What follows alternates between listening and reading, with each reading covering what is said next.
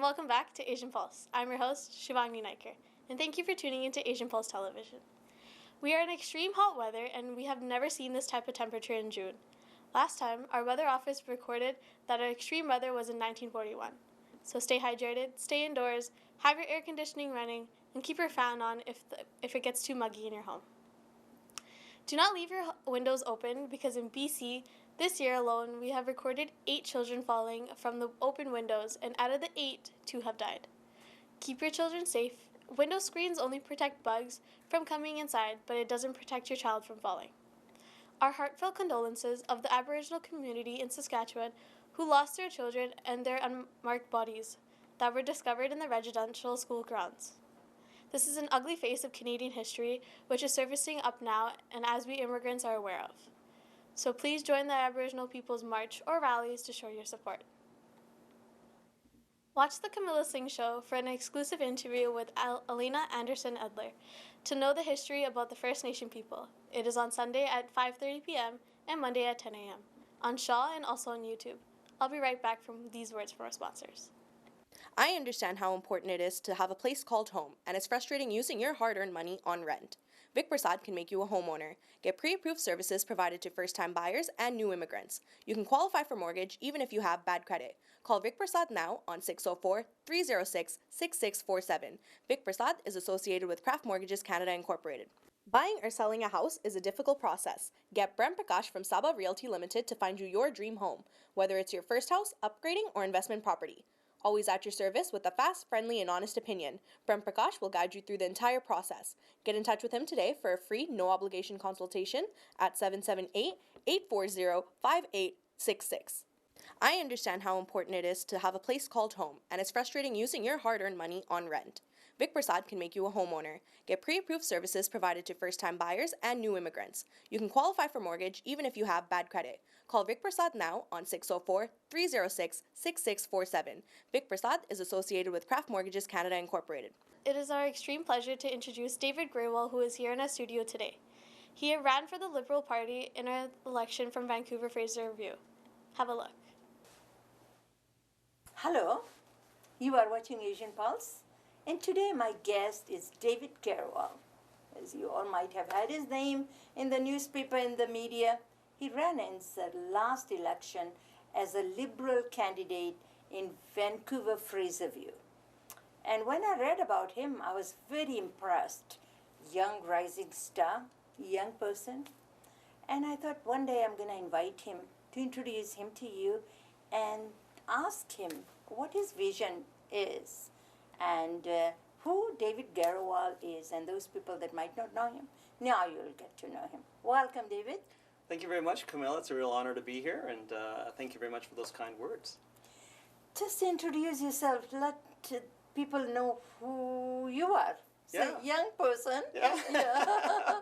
Well, that's nice. Thank you so much. I was born and raised in Vancouver, but my family roots go right back to 1934. My grandfather immigrated at the age of 14, and my father came in 1961. I've spent most of my life in Vancouver, with the exception of 4 years when I went to Saskatchewan, where I studied engineering and business. Okay. Coming back to Vancouver after that, I was gainfully employed in the energy industry. In 2003, I started my own energy brokerage firm and co-founded that company, which I have today, and that's what keeps me busy most of the time.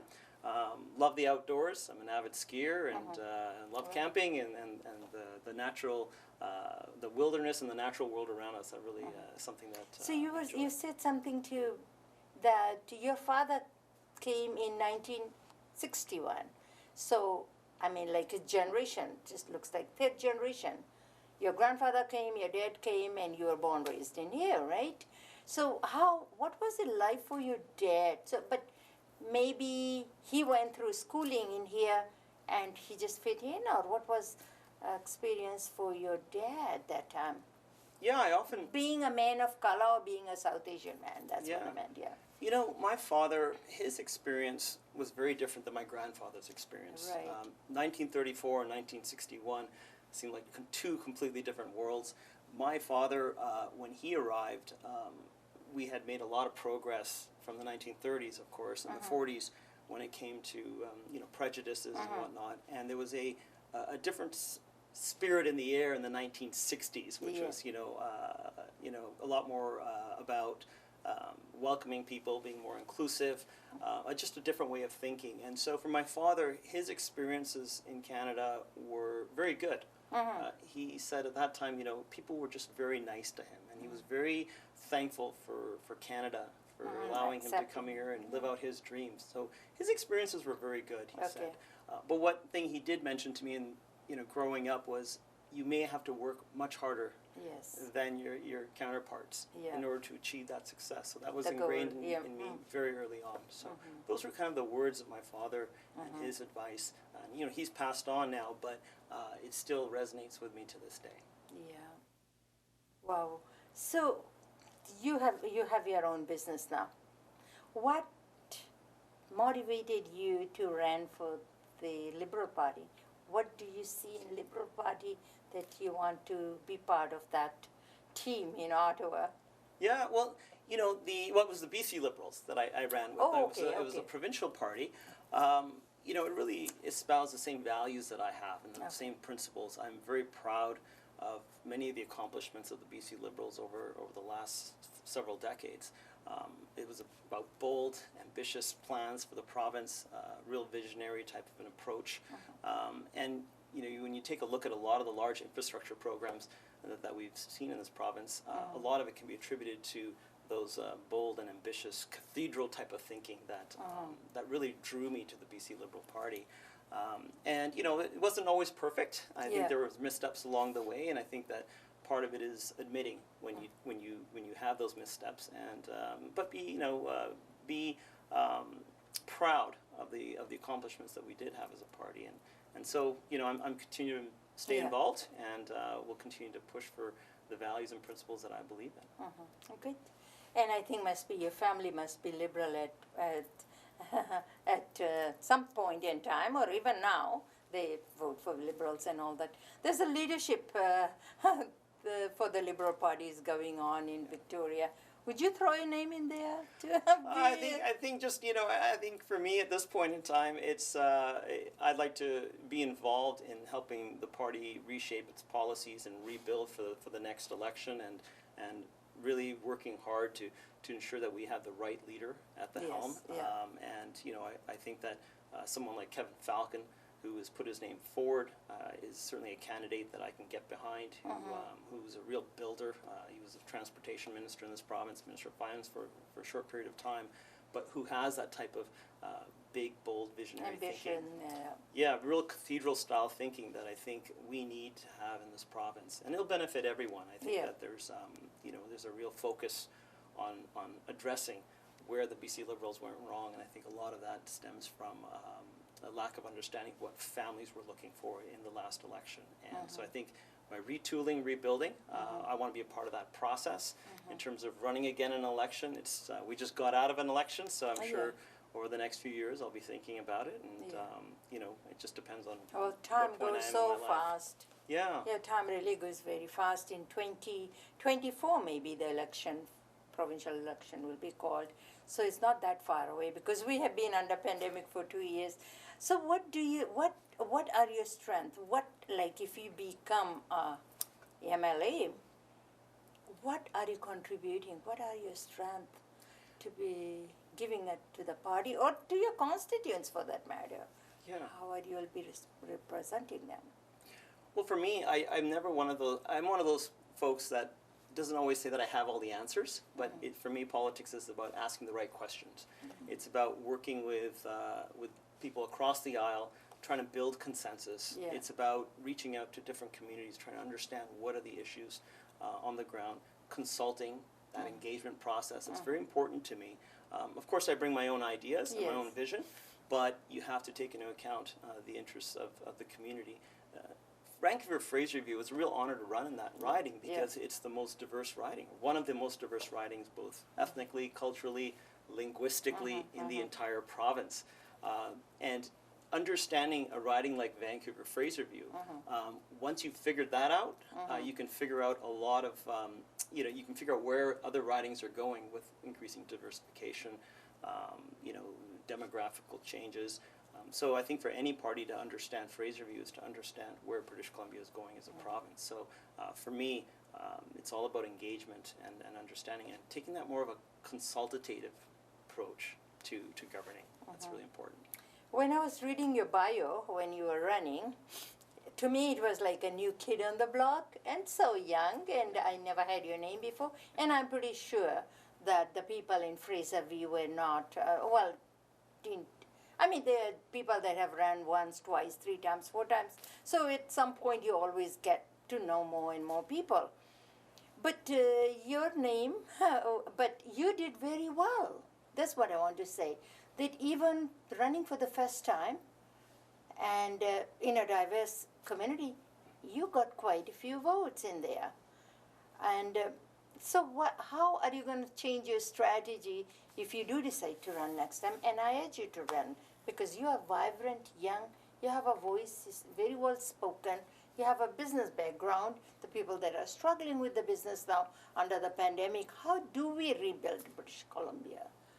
Yeah, no, I appreciate that, and my commitment to the people of British Columbia is still there. And just because I didn't win doesn't mean you walk away. Yes. The reasons that you wanted to run in the first place still remain. And Yes. There's a lot of work to be done. For the folks in Vancouver Fraserview, what we did do is we tried to reach out to as many people as we could. On my campaign, we had federal Conservatives, federal Liberals, we had provincial and former provincial NDP folks, all working on my campaign. And I think one of the things that I'm very proud of is running a campaign of folks from different political, different political parties, all joining in and looking in the same direction. And I think if we can do more of that in politics, we can get a lot of things accomplished. And I will continue to work in that respect. Getting people of all different backgrounds, all different political views. It's when we get people together in the same room that we can actually get some great ideas, and we realize that we have actually more in common than we have differences. And so by doing that, continue to reach out to folks, continue to build the brand and what I stand for. I think we'll get there. We had a little bit of a setback with respect to a snap election call. It didn't give us the runway or the time to really develop that outreach into the communities. But hopefully, in the future, we don't have these snap election calls. We stick to fixed date elections, Yes. which allows the people to really know their candidates and ask the right questions, be able to engage with them. I think that's so important in a democracy. And have town hall meetings and things like that, trying to get the community together. So we are still in the pandemic, and you are a businessman in here. And so talk a little bit about what has this pandemic done to the businesses in Vancouver, because you represent British Columbia, Vancouver. Is there any chance once we open up that life or the businesses be able to get back on the feet and be able to maintain wherever they left off, or they will have to have a lot of rebuilding to get where you were or other businesses? Because how do you protect that? What do you see? Yeah, I think if we have the right policies and we put forward a good restart plan that takes into account and takes into consideration the hardships that many small businesses have endured, then we have the opportunity to really build back better, as we call it. There are many industries and businesses that have done extremely well during the pandemic, and some of them are grocery outlets and other businesses. But restaurants and other small businesses where there's a lot of engagement with the public, which were susceptible to many of the protocols for COVID, they've suffered, and we've had a lot of businesses that have gone under. It's going to be very difficult to bring those businesses back, but I think what we can do is lay out a clear plan as to where we're going to go and give businesses some certainty, and I think that's part of it. But putting forward good policies that take into account the sacrifices and the hardships that small business owners go through every single day, I think that's a good start. But we have no plan at this point that really shows that there's that the restart plan is going to benefit those specific businesses. The tourism sector is another sector that has been hit very hard, And with the recent announcement by the U.S. government that they will be circumventing British Columbia, is going to cost our economy a significant amount of money, and particularly in Vancouver, in the Yes. West End, Gastown, and other areas where tourists are coming to. All the businesses were surviving on that. That was my next question I was going to ask you. They bring billions of dollars to the economy in here, and there is no ferry, no cruise ships and all that coming, and that will be a huge impact for all the small businesses that are on Pender Street and downtown Vancouver and things like that, restaurants, gift shops and things like that. Yeah, I'm the vice chair for the West End Business Improvement Association. Okay. And so we discuss this every month. It's been something that is very challenging. A lot of the hotels in the West End that rely on those cruise ships, they're currently at an occupancy rate of under 15%. With a restart, imminent.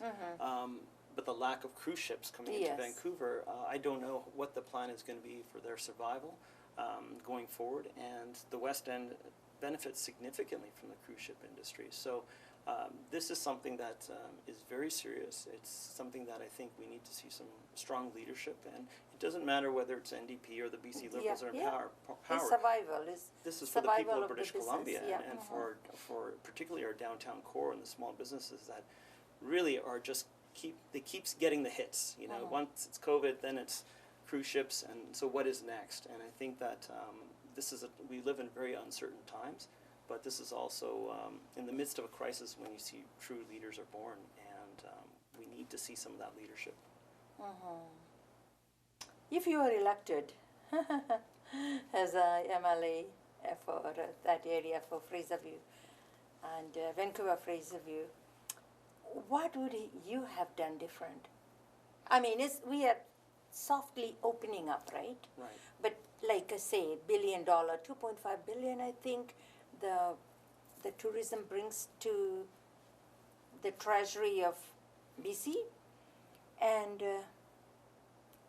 how would you have done anything different? What would you have, I mean, as a businessman too, how would you have created a plan that to support the businesses that are struggling or they might close because people are not going to come back, and we don't have people. Local people are not going to go and stay in the hotels, right? We need foreigners to come here and spend the money and stay in the hotels and restaurants, etc., etc. Yeah, well, I think for starters, the provincial government was withholding much of the funds that were supposed to be allocated to small businesses. And they continue to, the rollout of those funds to small businesses has been delayed time and time again. And so when businesses needed the most, they weren't receiving that support that was already allocated in the budget.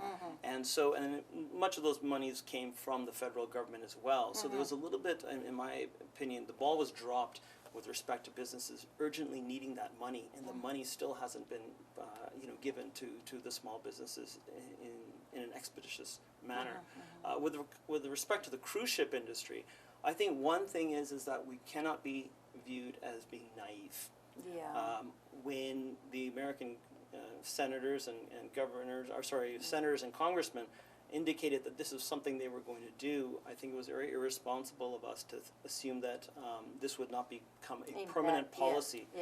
Now, with this potentially becoming permanent, this could have drastic and dramatically negative effects on our economy in the longer term. So those cruise ships that bypass Vancouver go to is going to Alaska, be something that will be or Victoria, as a matter of fact, as well. Yeah, and it could be permanent. And so, the American government indicated that this was something that they were going to look seriously at. I think the province was caught off guard and flat-footed, and was naive for that matter. And I think that now we're going to have to backpedal and try to figure out a solution. There was a solution earlier on where the Americans were saying they would just simply dock at the port, not have any passengers come ashore. I think that was a grave mistake and an error in judgment in assuming that somehow this business would continue into the future, and now could be something that's permanent. And this will affect the taxi industry, hotels, restaurants, the list goes on and on. So it will be something that will permeate into much of the downtown economy and eventually throughout the region. There's another industry. What is your take on opening the borders? Because there's no skiing. Americans come, and Americans also. How many Americans visit BC or every day? And they bring money here too, and they go skiing or keep the money here, or spend the money in here because BC is so beautiful. Do you feel that it's about time? I mean, when we are talking about that, we may be phase 2 right now, and phase 3, July 1st.